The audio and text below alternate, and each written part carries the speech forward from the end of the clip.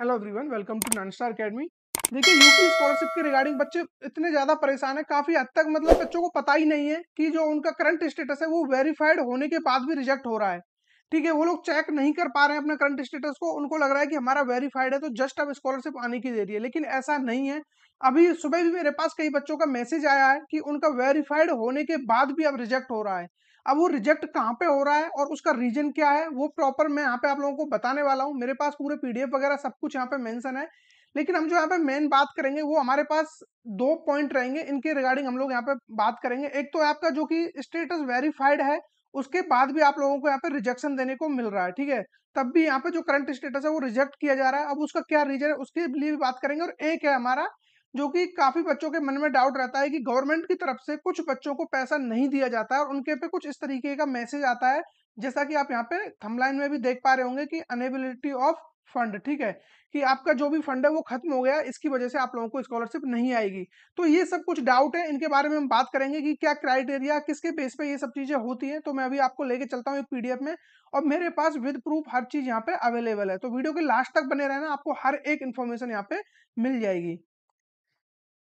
देखिए, ये पीडीएफ है, इसके अंदर मैं सबसे पहले आपको एक ये पर्टिकुलर इस बच्चे का करंट स्टेटस दिखा देता हूँ। देखिए, यहाँ पे ये कभी पेंडिंग में था, और ये आप लोगों को दिख रहा होगा यहाँ पे बैंक वगैरह सब कुछ वेरीफाइड हो चुका है। देखिए, बैंक वेरीफाइड दिखा रहा है, और उसके अलावा यहाँ पे जो इसका करंट स्टेटस है वो आप लोग यहाँ पे देख पा रहे होंगे, pending at district scholarship committee. ठीक है, यहाँ पे ये पेंडिंग में डला हुआ है, लेकिन उसी के बाद यानी कि 12 मार्च को ये जो भी करंट स्टेटस है ये वेरीफाइड हो चुका था। आप लोग यहाँ पे देख पा रहे होंगे, verified recommended by district scholarship committee. ठीक है, यानी कि 12 मार्च को, ये डेट भी आप लोग देख पा रहे होंगे, 12 मार्च को ये यहाँ पे वेरीफाई हो चुका था। और उसके बाद अब क्या देखने को मिल रहा है, आपके मन में तो एक ही बात आ रही होगी कि जस्ट अब इसको स्कॉलरशिप मिलना बाकी है। लेकिन अब जो बच्चा ये फेस कर रहा है, ये आप लोग यहाँ पे आप देख पाओगे। और एक चीज और देख लीजिए, यहाँ पे जो ये पॉइंट नंबर 4 है, अकाउंट वेरिफिकेशन स्टेटस इसका क्या है, वेरीफाइड बाई बैंक। ठीक है, अब यहाँ पे मैं नेक्स्ट आपको ये स्क्रीनशॉट दिखाने वाला हूँ, इस बच्चे ने पर्टिकुलरली मेरे पास भेजा है। देखिए, जब इसने पीएफएमएस सॉफ्टवेयर पे अपना स्टेटस चेक किया, जो ये वेबसाइट है पीएफएमएस, बेसिकली पीएफएमएस के बारे में मैंने आपको पहले भी बताया हुआ है कि यहाँ पे जितने भी गवर्नमेंट की तरफ से फंड आप लोगों को इनिशिएट किया जाता है, तो सबसे पहले वो पीएफएमएस सॉफ्टवेयर जो भी इनकी वेबसाइट है, यहाँ से वो निकल के तब आपके अकाउंट में जाता है। तो पहले यहाँ पे वो वेरीफाई होता है पूरा। अब चाहे वो नरेगा का पैसा हो या फिर कोई और सब्सिडी टाइप की जो भी किसान की योजनाएं होती हैं, कुछ उनका भी पैसा आता है गवर्नमेंट की तरफ से, ओवरऑल जितना भी पैसा आता है, तो वो पर्टिकुलर पीएफएमएस वेबसाइट के थ्रू ही वेरीफाई होकर आपके अकाउंट तक पहुंचता है। तो यहाँ पे जब इस बच्चे ने अपना स्टेटस चेक किया, और स्टेटस चेक करने का तरीका आप लोगों को मैंने ऑलरेडी बता रखा है, तो आप भी अपना स्टेटस यहाँ से एक बार चेक कर लेना। कहीं ऐसा ना हो कि आप लोग वेरीफाइड के चक्कर में बैठे रहो और इधर आपकी चीजें रिजेक्ट हो रही हो, तो बहुत ज्यादा प्रॉब्लम आप लोगों को होने वाली है। ठीक है, तो देखिए यार, जब इसने अपना करंट स्टेटस ये चेक किया था पीएफएमएस पे, तो इसका जो भी ये देखिए यहाँ पे वैलिडेशन स्टेटस, ये आप लोग यहाँ पे देख पा रहे होंगे, यहाँ पे वैलिडेशन स्टेटस ये दिखा रहा है वैलिडेटेड 14 मार्च 2024 को। ठीक है, 14 मार्च को ये वैलिडेट हो चुका था, और ग्रीन शो हो रहा होगा आपको यहाँ पे। ठीक है, और अमाउंट भी देखिए, पर्टिकुलर बच्चे का अमाउंट भी आपको शो दिख रहा होगा यहाँ पे, 23,100 रुपए, यानी कि लगभग 23,000 रुपए का इसको अमाउंट मिलने वाला है। तो अब इस बच्चे की खुशी का ठिकाना देखिए, अब 14 मार्च को इसको लग रहा है, और अभी तक आपको भी यही लग रहा है कि अब इस बच्चे के तो 23,000 रुपए आने वाले हैं हर हाल में। लेकिन ऐसा नहीं है, अब इसके साथ चीजें क्या होती है वो आप लोगों को नेक्स्ट पेज में यहाँ पे अब देखने को मिल जाएंगी। ठीक है, ये जो मैंने बात बताई है 14 मार्च की है, और उसके जस्ट आप जाते हो 16 मार्च की तरफ। ठीक है, देखिए 16 मार्च के दिन ये इस पर्टिकुलर बच्चे का जो स्टेटस है वो देखिए रिजेक्ट कर दिया जाता है, स्टेटस ऑफ बेनिफिशियरी रिजेक्टेड। अब रीजन क्या दिया है, Aadhaar number already exist for same beneficiary type of and scheme. ठीक है, अब देखिए यहाँ पे इस बच्चे का अब उसके मतलब उसके दिल पे क्या बीत रही होगी, जिसने अपने 21,000 रुपए अपने स्टेटस में देखे हैं, और उसको 2 दिन बाद मैसेज आता है, या फिर 2 दिन बाद उसके स्टेटस पे रिजेक्टेड लिखा हुआ आता है। अब इसका रीजन किस लिए है ये मैं आपको बता देता हूँ, जैसा मुझे लगता है। हालांकि इसके पीछे मैं 100% श्योर नहीं हूँ कि ऐसा ही हुआ होगा। देखिए, मैंने उस पर्टिकुलर बच्चे से बात भी की, कॉल पे बात की, मैंने उसको समझाया काफी। मैंने बोला कि जो Aadhaar number already exist for same beneficiary, इस तरीके का जो ऑप्शन आ रहा है, ये इसके या तो हो सकता है कि आप किसी और एडवांटेज ले रहे हो, किसी और सर्विस का, गवर्नमेंट की कोई और सर्विस का आप एडवांटेज ले रहे हो, उसके रिगार्डिंग ये प्रॉब्लम आ रही हो। क्योंकि गवर्नमेंट कहीं ना कहीं हमें, मतलब जब 2-3 जगह से सोर्सेस होते हैं पैसे आने के, तो वो कहीं एक जगह से ही हमें प्रोवाइड करा रही होती है। हो सकता है कि उन्होंने कहीं 2 जगह से स्कॉलरशिप अप्लाई कर दिया, तो लास्ट में आके जब बैंक सब जगह से तो वो वेरीफाई हो गया कैसे भी करके, लेकिन जब बैंक अकाउंट की बारी आई तब उन्होंने उस चीज को वेरीफाई किया कि ये तो पर्टिकुलर बच्चे को हम दूसरी तरफ जो दूसरी योजना है उसके तहत हम इसको एक बेनिफिट दे रहे हैं, तो ये दूसरा बेनिफिट हमसे क्यों लेना चाह रहा है, तो उसके रिगार्डिंग भी रिजेक्ट हो सकता है। लेकिन उसने बोला कि मेरा ऐसा कोई सीन नहीं है। तो अब इसके लिए जो भी आपके पास टाइम बचा हुआ, इस टाइम रहते हुए आप लोगों को बैंक से जाके ये जो भी आपका प्रॉब्लम है ये रिजॉल्व कराना होगा। अदरवाइज आपका ये रिजेक्टेड रह जाएगा, और जो पैसा वहां पे आप शो दिख रहा है आपको, देखिए जो ये पैसा शो हो रहा है यहाँ पे 23,000 रुपए, ये आप लोगों का रिफंड हो जाएगा, वापस वहीं चला जाएगा। तो आपका कोई भी काम यहाँ पे नहीं बन पाएगा इस तरीके से, ठीक है। तो आपको हर हाल में 16 मार्च तक जाना पड़ेगा और तभी ये सही होगा, और इसमें कोई खास बड़ी बात भी नहीं है सही कराना। जस्ट बैंक तक आपको जाना है, और जाके जब आप अपना ये स्टेटस दिखाओगे उनको, तो वो देखते ही तुरंत समझ जाएंगे कि अच्छा आपके में या तो गलती से कुछ भी हुआ होगा, या फिर ऐसा भी हो सकता है कि आपके डॉक्यूमेंट से कोई और आपके मतलब कि जो पैसा है उसका बेनिफिट ले रहा हो। कहीं आपके डॉक्यूमेंट्स उन्होंने दूसरी जगह लगा दिए हो और वहां से वो कुछ गवर्नमेंट की तरफ से पैसा आ रहा हो, तो आपके डॉक्यूमेंट्स के बेस पे वो उसको ले रहा हो। तो ये भी एक रीजन हो सकता है कि हमारे डॉक्यूमेंट्स ना जाने कहाँ कहाँ पहुंच जाते हैं किसी तरीके से, और वो गलत जगह यूज हो जाते हैं। तो ये भी एक रीजन हो सकता है, लेकिन पता चलेगा आपको बैंक जाकर ही।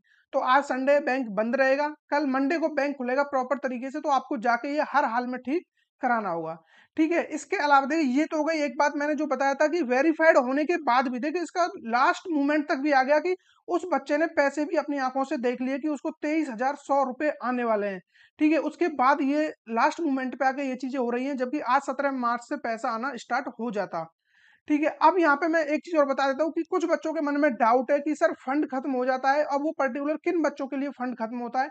उसके लिए भी मेरे पास देखिए काफी सारे स्क्रीनशॉट हैं, और उनमें से मैंने पर्टिकुलर एक बच्चे का फर्स्ट ईयर से लेके थर्ड ईयर तक का पूरा डेटा कलेक्ट किया हुआ है, और वो मैं आप लोगों के साथ शेयर कर रहा हूँ। वहां से आप लोग समझ पाओगे कि किस तरीके से ये डिसाइड होता है कि किसको हमें स्कॉलरशिप देना है और किसका हमें फंड यहाँ पे रोकना है, ठीक है। तो इसके लिए देखिए ये मेरे पास एक पीडीएफ है, यहाँ पे आप लोगों ने कई सारी वीडियो देखे होंगे, उनमें आपको बताया होगा कि जो फंड है वो परसेंटेज के बेस पे आता है, कि आपके 10th या 12th में आपका यानी कि ज्यादा परसेंटेज होगा तो आपका ज्यादा चांस है स्कॉलरशिप आने के, और जिसकी परसेंटेज कम है तो उसको कम है। लेकिन उस चीज को भी मैं यहाँ पे गलत प्रूफ करके दिखा देता हूँ। अभी देखिए ये जो पर्टिकुलर बच्चा है, पहले तो मैं आपको बता देता हूँ इसकी 10th एंड 12th में जो परसेंटेज है, 10th में इसकी 91% है, ठीक है।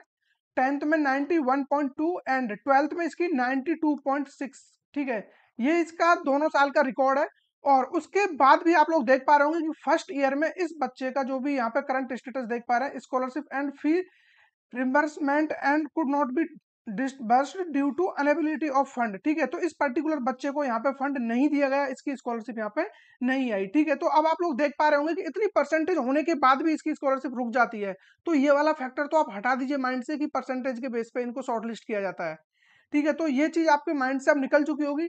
अब ये किस बेस पे होगा ये भी मैं आप लोगों को बता दूंगा। उसके अलावा अब मैं दिखाता हूँ इसका सेकंड ईयर का स्टेटस आपको। देखिए जैसे ही आप सेकंड ईयर में जाते हो तो यहाँ पे अब लोग आप देख पा रहे होंगे कि इस पर्टिकुलर बच्चे का वेरीफाइड बाय बैंक, यानी कि यहाँ पे भी एक प्रॉब्लम आ रही थी डीबीटी की, ठीक है। उस प्रॉब्लम को भी इन्होंने मतलब बाद में करेक्ट कराया, और उसके बाद इनका जो पैसा है सेकंड ईयर में वो इनको देखने को मिला। यहाँ पे 6,050 एक जगह है और एंड 50,000, ओवरऑल इनको 56,050 रुपीज यहाँ पे देखने को मिला इनको, ठीक है। तो अब आप लोग देख पा रहे होंगे कि यहाँ पे किस तरीके से इनको स्कॉलरशिप आई है और वहां पे इनको स्कॉलरशिप नहीं दी गई थी, ठीक है। तो अब मैं और आपको काफी सारे करंट स्टेटस है जो दिखा देता हूँ। इसी इसी पर्टिकुलर बच्चे का थर्ड ईयर का भी मैं दिखाता हूँ आपको, वहां से आप लोग और रिलेट कर पाओगे। तो अब इस पर्टिकुलर बच्चे का जो भी है यहाँ पे अगेन वेरीफाइड है, और इस बार देखते हैं कि क्या होता है इसके साथ। जो भी है इस बार भी इसने स्कॉलरशिप के लिए अप्लाई किया है, और verified recommended by district scholarship committee है, ठीक है। 11 मार्च को इसका वेरीफाइड हुआ है। इससे पहले डुप्लीकेट इनकम सर्टिफिकेट का प्रॉब्लम आ रहा था, या फिर I think pending at district level का प्रॉब्लम था, वो भी रिमूव हो चुका है, और उसके बाद इनका करंट स्टेटस वेरीफाइड हो चुका है। और जो ओवरऑल अब भी इनका प्रीवियस ईयर का जो सीजीपीआई वगैरह है वो 7.46 से अटेंडेंस वगैरह आप लोगों को शो हो रही होगी। तो इस बार का जो भी रहेगा वो भी मैं आप लोगों के साथ शेयर करूंगा। तो अब ये तो माइंड से निकाल दो कि परसेंटेज के बेस पे ये चीजें की जाएंगी।